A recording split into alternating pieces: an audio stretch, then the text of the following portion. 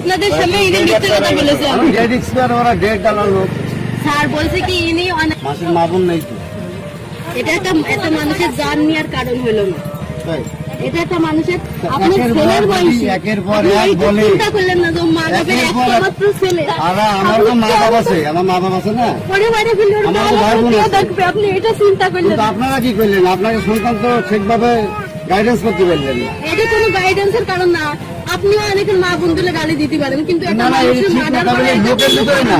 আমার একা একা গালি দিলে কোনো ব্যাপার না, কিন্তু লোকের ভিতরে মা বোন দিলে গালাগালি দিতে খুব খারাপ।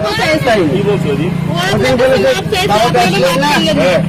আমি বললাম দাওয়াতে আসেননি, আমার ভালো লাগে না। তুই কি দাওয়াতে আসবি? তারপরে ইনি এখানে ইনি এখানে যেগুলো কথা বললে আপনাদের সামনে ইনি মিথ্যে কথা বলেছেন। ডেট এক্সপায়ার ওরা ডেট ডালালো। ওইখান থেকেই আগে শুট করলাম।